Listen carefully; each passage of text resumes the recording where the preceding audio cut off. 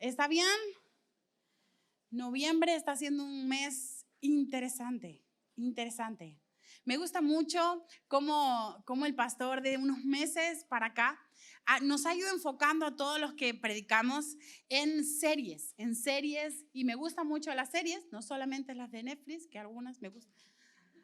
Me gustan las series que se preparan en la iglesia y que tienen que ver con una misma temática, porque damos vueltas alrededor del contexto y no cogemos un tema así X, sino que vamos por orden y eso al final enriquece muchísimo porque aprendes, entiendes, conoces. Y la semana pasada empezamos con el libro de Primera de Samuel.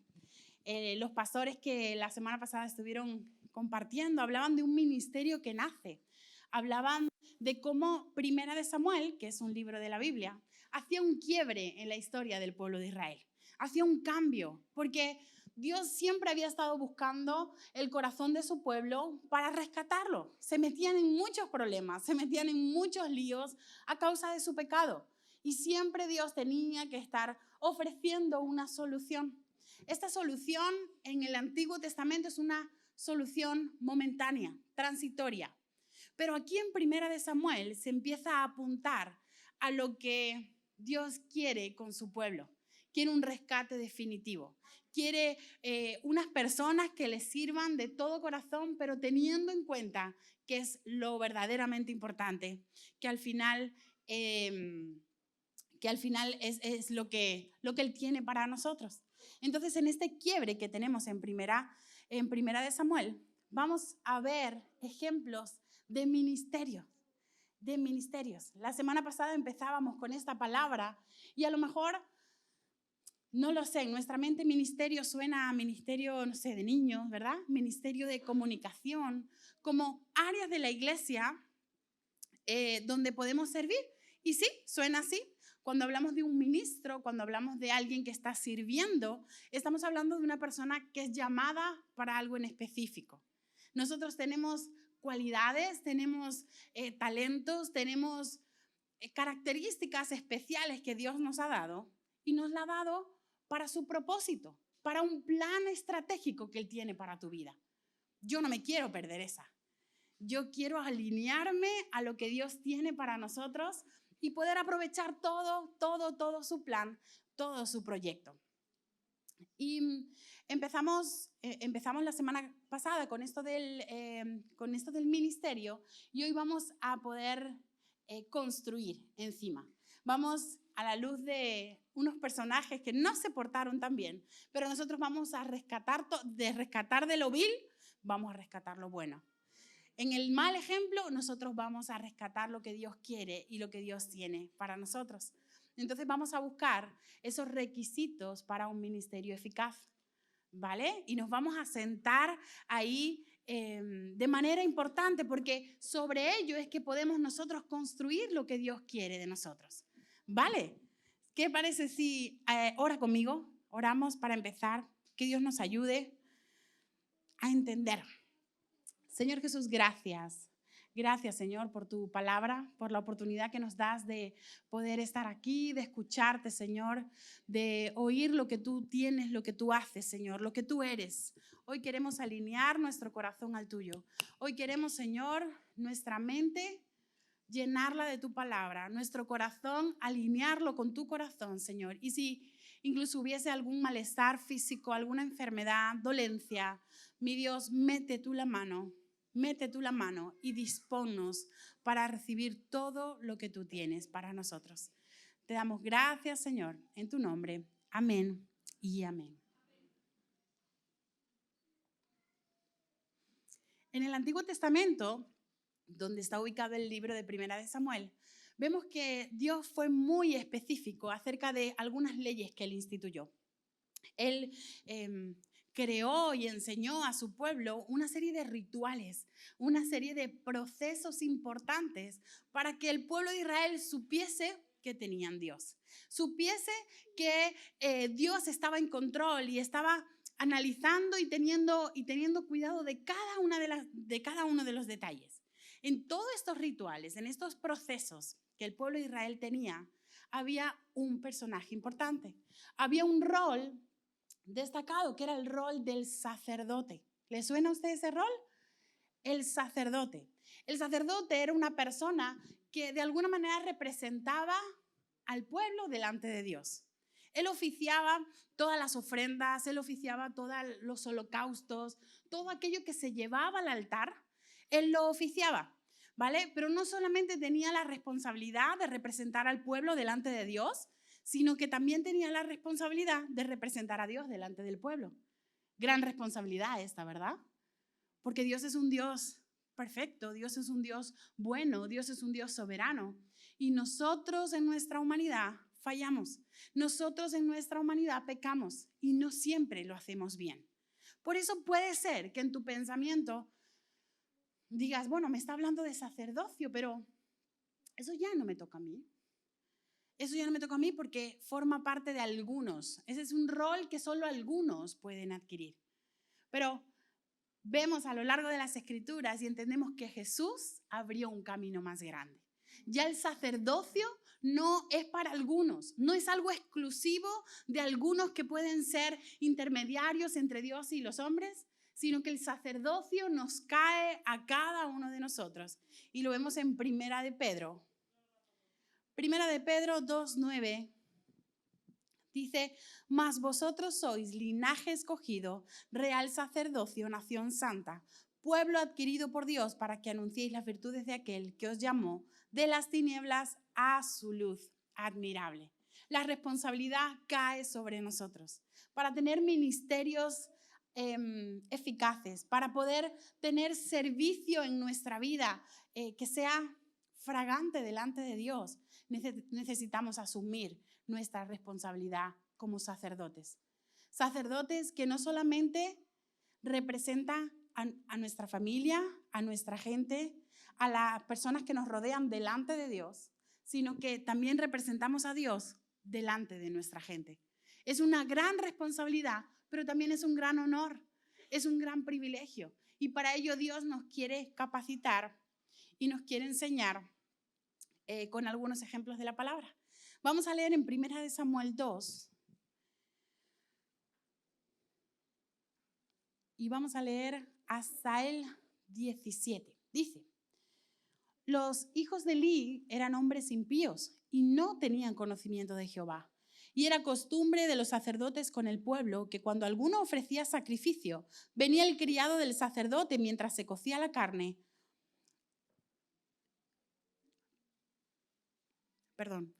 trayendo en su mano un garfio de 3 dientes. Y lo metía en el perol, en la olla, en el caldero o en la marmita, y todo lo que sacaba del garfio, el sacerdote lo tomaba para sí.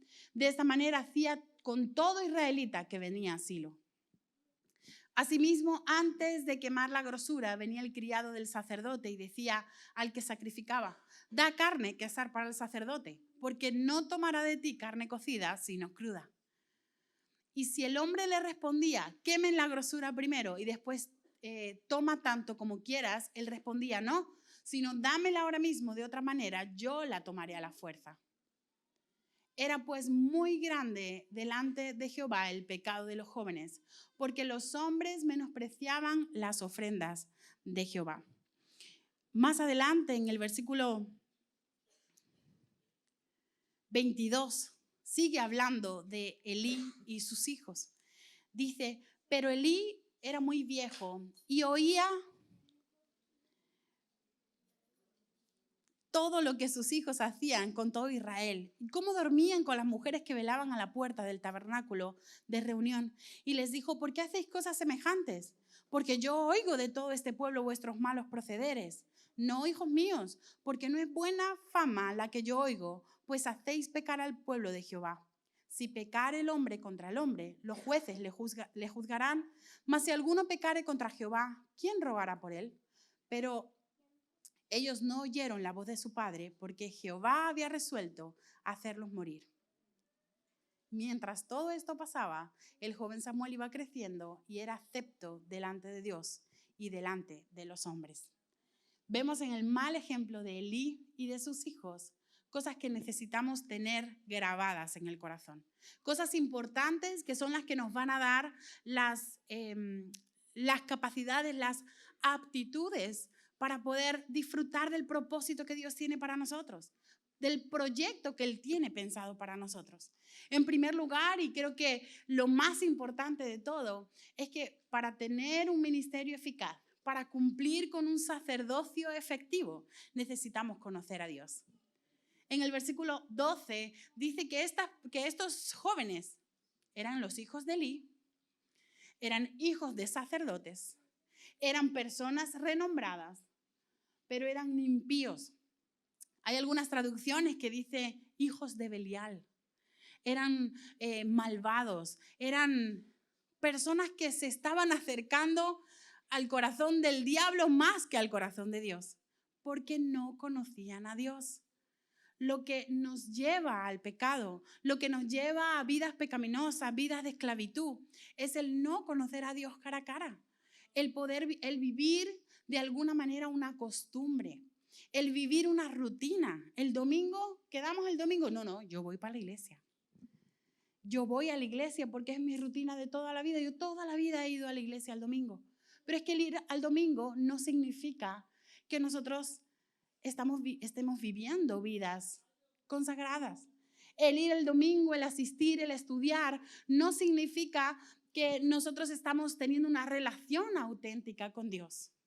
Ellos, por ser los hijos de Elí, no tenían en vena lo que servir a Dios significaba. Los levitas fueron elegidos en el Éxodo. Fueron elegidos para llevar estas ceremonias, estos rituales. Y esta gente venía de los levitas. Pero es que, ¿de dónde vienes? Tu procedencia o tus padres no determinan quién tú eres. Toda la vida he sido hija de pastor, toda la vida. Y ahora no tanto, pero de adolescente, los chismes llegaban a mi papá. Y algunos eran chismes porque no eran de verdad. Me acuerdo una vez, íbamos por aquella Alcalá, mis papás se habían ido de viaje. Y una rayita finita me había pintado por aquí. ¡Finita! Lidia, que es mi amiga de hace 26 años, se acordará. Pues uno de los pastores de la época fue a decirle a mi papá, eso iba pintarrajeada. Una rayita finita me había pintado por aquí. Ya lo perdoné.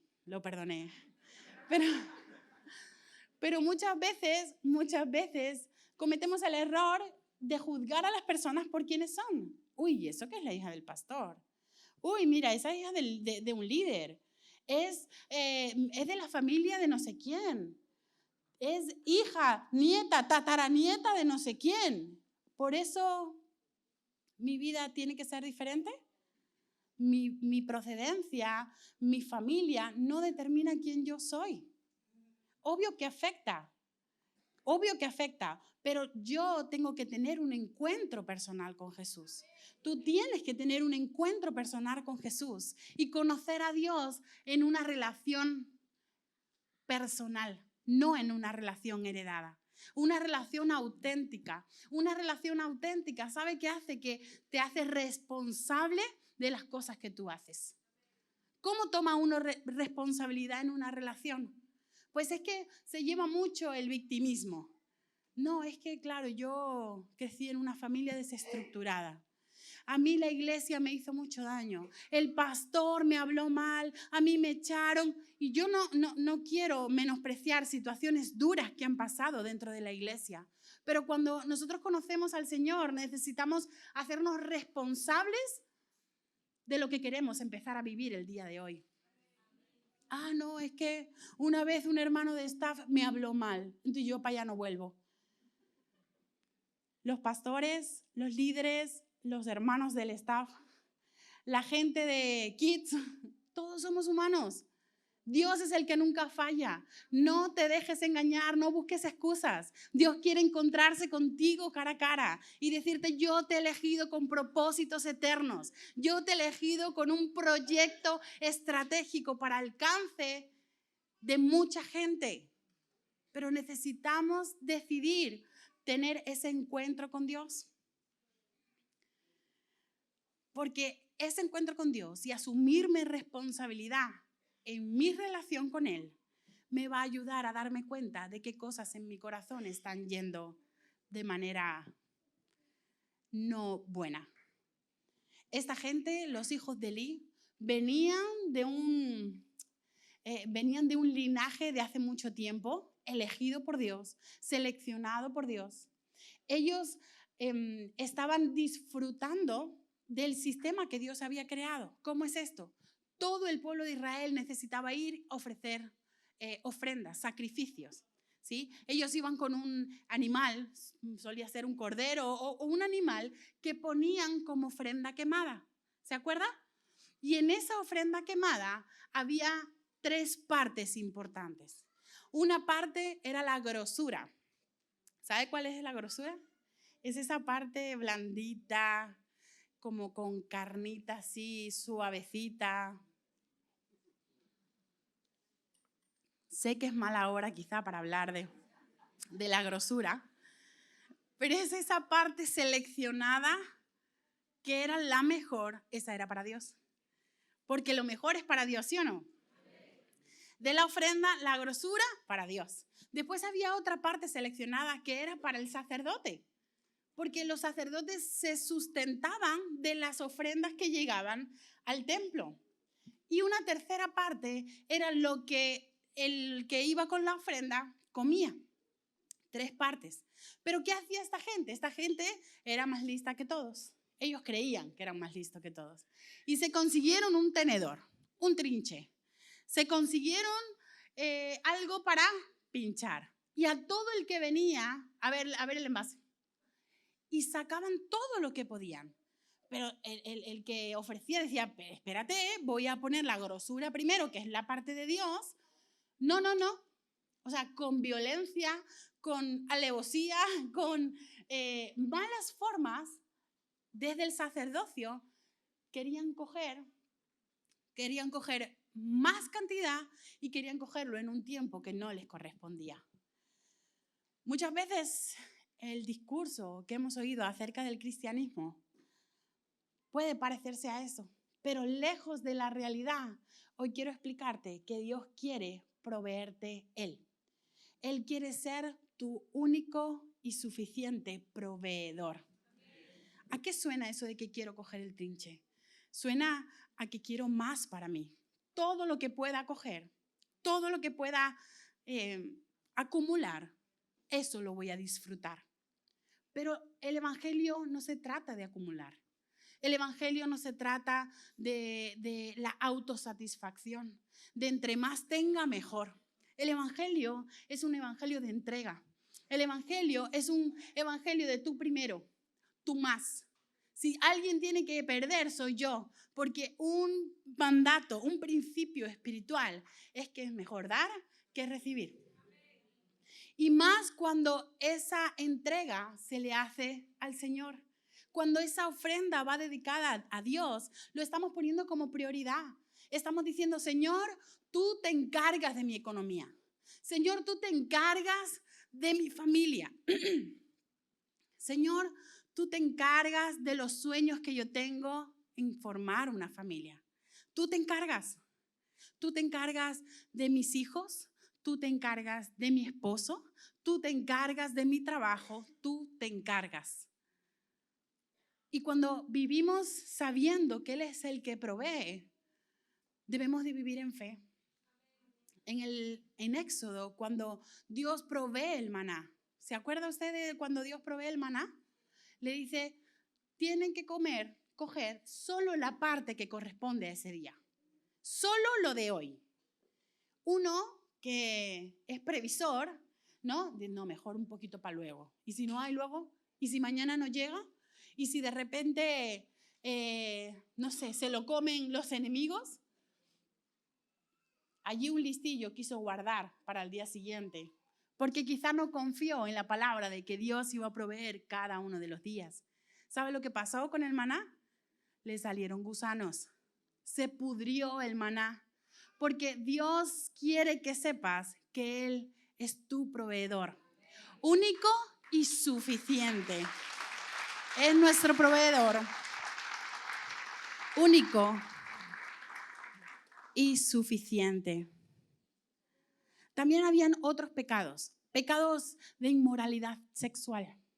Ellos normalizaron la inmoralidad sexual y no sé, me imagino que dijeron, nadie me está diciendo nada, nosotros hacemos esto hace tiempo, porque el versículo dice, era costumbre de los hijos de Elí, o sea, no se sabe hace cuánto esto estaba pasando, nadie me ha dicho nada, no ha pasado nada, pues yo lo sigo así, haciendo. La inmoralidad sexual no es como cualquier pecado. La inmoralidad sexual atrapa. La inmoralidad sexual no solamente te daña a ti, sino que daña a los que están a tu alrededor.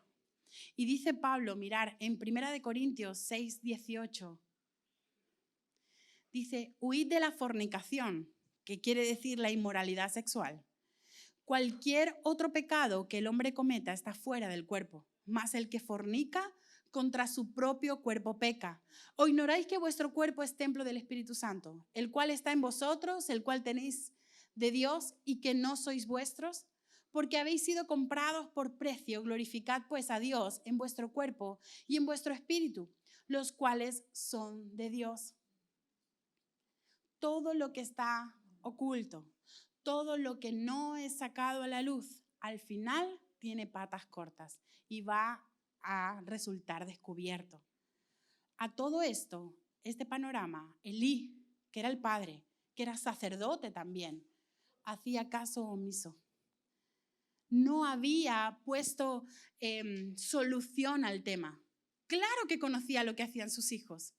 Claro que sabía qué estaba pasando con las ofrendas de los que iban a entregar sacrificio. Claro que conocía lo que estaba pasando con las mujeres que venían a ayudar. Claro que lo sabía, pero había hecho caso omiso. ¿Sabes cuándo Elí viene a decir, hijos, esto no me está gustando? ¿Por qué tratáis así? ¿Por qué tratáis así a los que vienen a dar ofrenda? ¿Por qué os comportáis de esta manera? ¿Quién pregunta por qué cuando está viendo gravedad en el asunto? Elí, te falta discernimiento. Elí, no has corregido bien a tus hijos. Elí, no le has enseñado cuál es el camino que tienen que andar. Él había ocultado todo y solamente se entera cuando escucha el rumor de la gente. Para él era más importante lo que la gente dijese que lo que estaba pasando en su propia casa. Para él era más importante que la gente no se enterase, que esto quedase guardado. Y es que escuchaba esta semana a un pastor que decía, el diablo no tapa para siempre.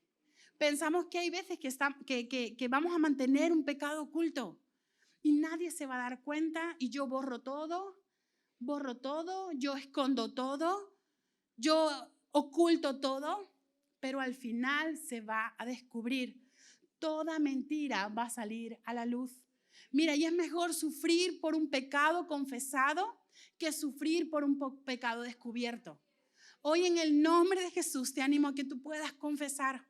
Si tú en este momento confiesas, te apartas, te arrepientes, Dios va a tener misericordia de tu vida. No sigamos ocultando pensando que estamos haciendo un bien. Más doloroso va a ser el momento donde seamos descubiertos. Dios quiere santificar nuestra vida. Dios quiere santificar nuestra iglesia. Dios quiere santificar nuestra casa. Y la santificación viene cuando rendidos delante de Jesús decimos, aquí está mi vida. Aquí estoy, Señor. Tú me elegiste para sacerdocio y yo estoy pecando. Tú me elegiste para cosas grandes, pero yo aquí estoy dispuesto a ser transformado por tu presencia. Quiero conocerte, Señor. Quiero guardar tus mandamientos. Quiero conocer tu palabra para que seas tú el que te glorifiques en mi vida. Elí sufrió el castigo porque dice Dios que honró a sus hijos antes que honrarlo a él. Entonces hablábamos de los requisitos de un sacerdocio genuino, un sacerdocio eficaz, ¿no? Y decíamos que era importante conocer de Dios. Y segundo, dijimos que es importante conocer los mandamientos. conocer los mandamientos, conocer los estatutos, aferrarnos a su palabra, porque la palabra de Dios es la que trae verdad a tu vida. La palabra de Dios es nuestro manual de fe y de conducta.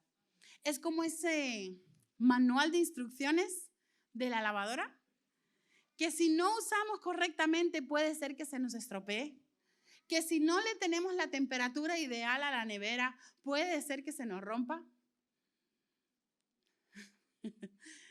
Por aquí se ríen porque he tenido la nevera rota por mala utilización y por no guardar el ticket de garantía. Guarde su ticket de garantía. Guárdelo. Métalo en la Biblia. Es importante que tengamos la palabra de Dios en mente, que sepamos qué es, cómo nos tenemos que vivir, por dónde tenemos que andar.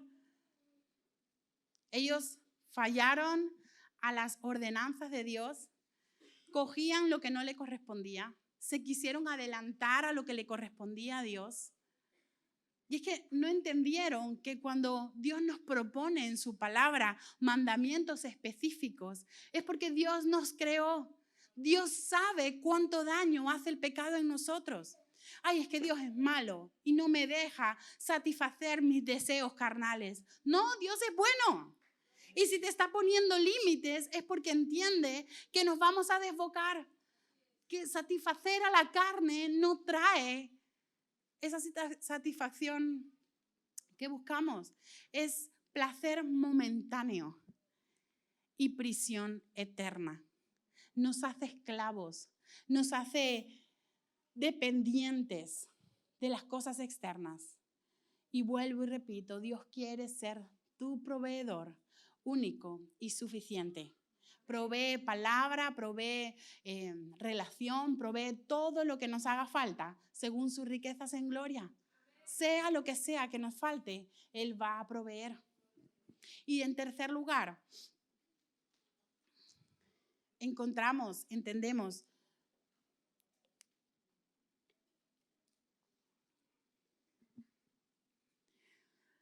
del ejemplo de Elí y sus hijos que necesitamos para poder tener un ministerio eficaz, necesitamos un compromiso con las nuevas generaciones. Necesitamos estar comprometidos con ello. A partir del versículo 27 de 1 de Samuel 2, dice así: y vino un varón de Dios a Elí y le dijo: así ha dicho Jehová, ¿no me manifesté yo claramente a la casa de tu padre cuando estaban en Egipto en casa de Faraón? Y yo lo escogí por mi sacerdote entre todas las tribus de Israel, para que ofreciese sobre mi altar y quemase incienso y llevase efod delante de mí. Y di a la casa de tu padre todas las ofrendas de los hijos de Israel. Está hablando de esa linaje escogido de la tribu de Leví. Está hablando de Aarón, que fue el primer sacerdote. 29 dice: ¿por qué habéis hollado mis sacrificios y mis ofrendas, que yo mandé ofrecer en el tabernáculo, y has honrado a tus hijos más que a mí, engordándoos de lo principal de todas las ofrendas de mi pueblo Israel? Por tanto, Jehová, el Dios de Israel, dice: yo había dicho que tu casa y la casa de tu padre andarían delante de mí perpetuamente. Mas ahora ha dicho Jehová: nunca yo tal haga, porque yo honraré a los que me honran, y a los que me desprecian serán tenidos en poco. He aquí vienen días en que cortaré tu brazo y el brazo de la casa de tu padre. Está hablando de la fuerza de la familia. De modo que no haya anciano en tu casa. Verás tu casa humillada mientras Dios colma de bienes a Israel, y en ningún tiempo habrá anciano en tu casa. El varón de los tuyos que yo no corte de mi altar será para consumir tus ojos y llenar tu alma de dolor. Y todos los nacidos en tu casa morirán en la edad viril. Y te será por señal esto que acontecerá a tus dos hijos, Ofni y Finés. Ambos morirán en un día. Y yo me suscitaré un sacerdote fiel que haga conforme a mi corazón y a mi alma. Y yo le edificaré casa firme y andará delante de mí, ungido todos los días. Es fuertísima esta profecía que alguien viene a decir sobre Elí, porque no solamente era su casa, no solamente era su corazón, era su descendencia. Muchas veces vivimos ajenos a lo que pueda pasar con los que nos rodean. Yo tomo mis decisiones. ¿A ti qué te importa? Tú como, no te metas en mi vida. Puede sonar así alguna conversación. Pero sabes que quizá nuestra mente y nuestra vista es limitada y no nos estamos dando cuenta de que nosotros representamos generaciones. Que nuestra vida y lo que hacemos a nivel de iglesia, a nivel de casa, pega fuerte en el corazón de nuestros hijos, en el corazón de nuestros sobrinos, en el corazón de las siguientes generaciones que te ven y quieren imitar o no quieren imitar. Al principio os decía que la fe no se hereda, que la fe tiene que ser personal. Pero ¿sabes qué? ¿Sabes qué? Que podemos heredar. Podemos heredar la inspiración de una fe genuina, de una fe que es igual en la iglesia que en la casa. Una fe que tiene acción, que donde yo veo resultado. Mis hermanas y yo y nuestros maridos venimos bien inspirados de mi casa. Nuestros papás han sido muy, muy buenos papás, siempre llevándonos a la palabra, siempre exponiéndonos a su presencia.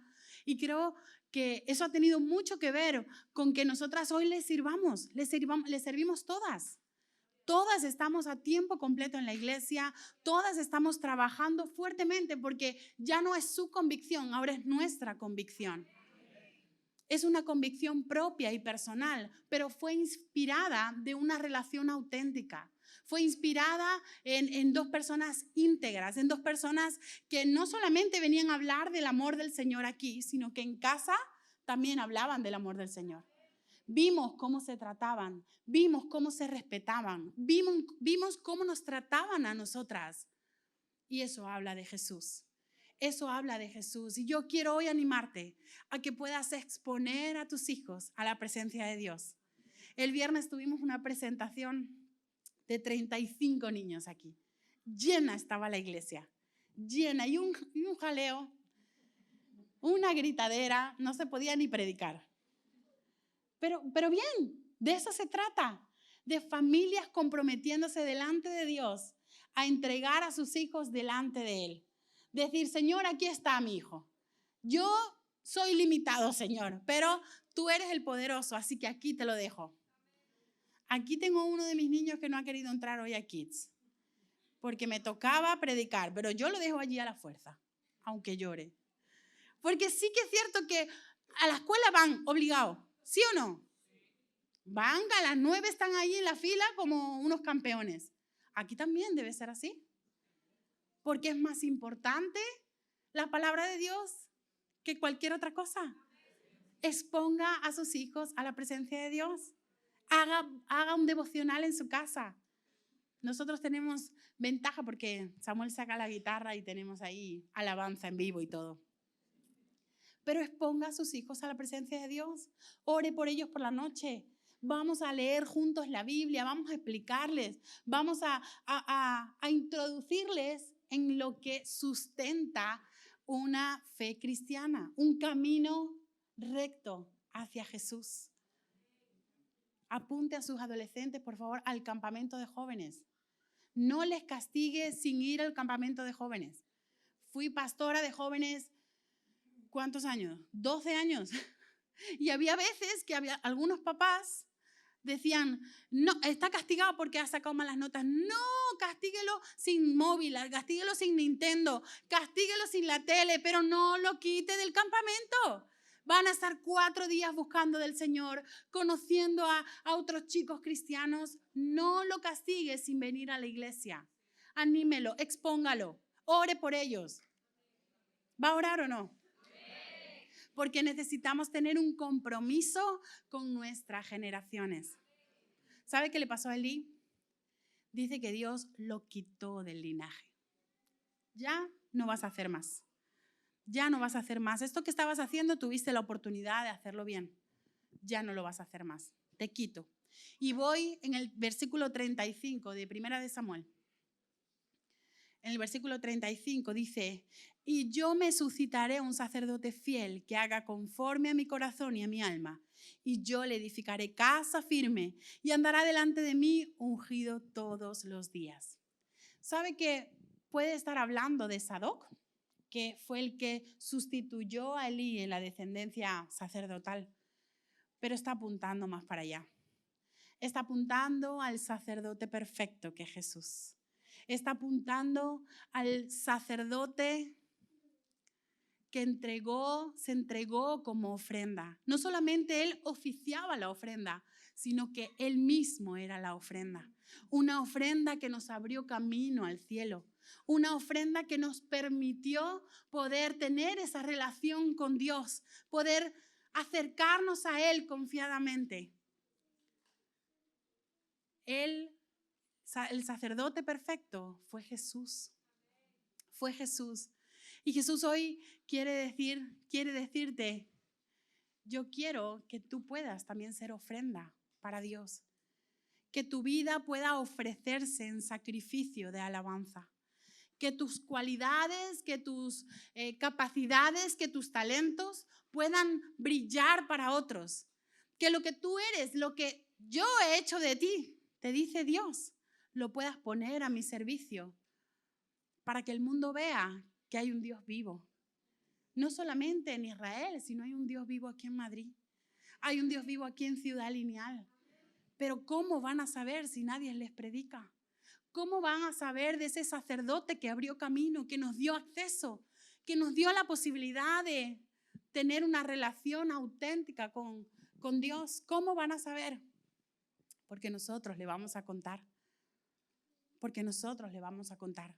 El último versículo, el 36, dice: y el que hubiere quedado de tu casa vendrá a postrarse delante de él por una moneda de plata y un bocado de pan, diciendo: te ruego que me agregues a alguno de los ministerios para que pueda comer un bocado de pan. El templo, el servir a Dios, provee, satisface, sostiene. Pero necesitamos dar el paso de decir: Señor, cuenta conmigo. Señor, cuenta conmigo. ¿Qué tal si se pone de pie?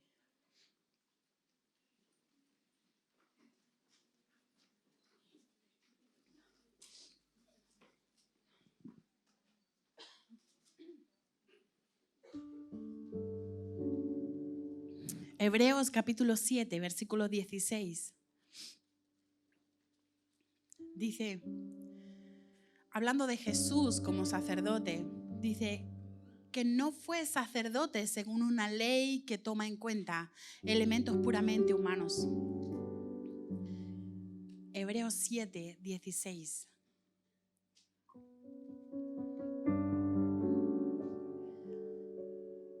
Dice, según una ley que del mandamiento acerca de la descendencia. Aspectos humanos. Dice, sino según el poder de una vida indestructible. No es de quién vengas, de quién seas hijo. Tiene que ver con lo que Dios tiene para ti. El llamado que Dios te está haciendo. Lo que Él quiere para ti, para los tuyos. Y sé que todos los que estamos aquí hemos oído de Jesús. Muchos porque venimos hace muchos años, pero algunos que quizá vienen por primera vez. Sé que Dios te está hablando y te está diciendo, ¿sabes qué? Quiero contar contigo. Quiero tener una relación contigo. Quiero acercarme a ti y abrazarte. Quiero ser yo quien suple tu necesidad. Quiero ser yo quien conquista tus generaciones. Quiero ser yo la herencia que le dejas a los que te rodean. Quiero ser yo, te dice Jesús. Pero para eso necesitamos ponerlo en el trono de nuestro corazón. Y cantábamos antes, Él es Rey, Él es Rey. Y no sé si sabes lo que implica el que Él sea Rey. El que sea Rey es que Él manda. Él manda. Y si el Rey te llama, yo obedezco. Así que me gustaría que juntos pudiésemos invitar al Rey a nuestro corazón. Decir, ¿sabes, Señor? Quiero tener una relación contigo. Porque a lo mejor, como dijo Job, de oídas te había oído, pero necesito que mis ojos te vean. Necesito que mis ojos te vean y poder tener una experiencia personal. Hay algunos chicos aquí del encuentro de hombres que vinieron hoy. Y estos momentos son importantes porque te encuentras con Jesús cara a cara. Porque Dios hace un chapa y pintura y ministra todo lo que tiene que ministrar. Pero seguirán los años, seguirán los días. ¿Y necesitaremos ir a un encuentro semanalmente? No, porque el sumo sacerdote está para ti todos los días de tu vida. Está todos los días de tu vida. Para que ofrezcas alabanza, para que Él haga lo que tenga que hacer en tu corazón. ¿Qué tal si cierras los ojos y vamos a invitar a Jesús a nuestro corazón? Así que repite conmigo, por favor. Señor Jesús, hoy te invito a mi corazón. Quiero que seas el Rey de mi vida, que te sientes en el trono de mi corazón. Quiero que mandes sobre mí porque algunas de las decisiones que he tomado no han sido buenas. Quiero conocerte. Quiero respetar tu palabra. Quiero afectar a mis generaciones. En el nombre de Jesús. Amén y amén. Muchas gracias por acompañarnos y ser iglesia allí donde estás. Te esperamos en la próxima celebración. Dios te bendiga.